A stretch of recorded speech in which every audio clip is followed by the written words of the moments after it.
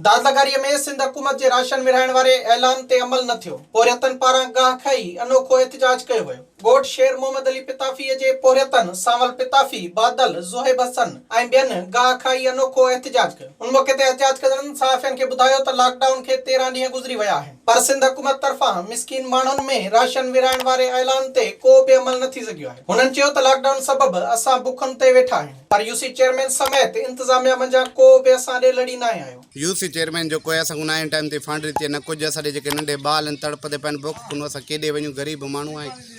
असां ना इमदाद मिलंदी है, ना कोई पुलिस, ना कोई रोड ते निकलण दी है, ना कोई रोज़ी करण दी है, ना कोई असां को लबारा करण दी है। टाइम ते ना असां कोई फंड मिली है, ना कोई ॻाल्हि है, ना कोई पांदे। असां ग़रीब माण्हू किथां वञूं।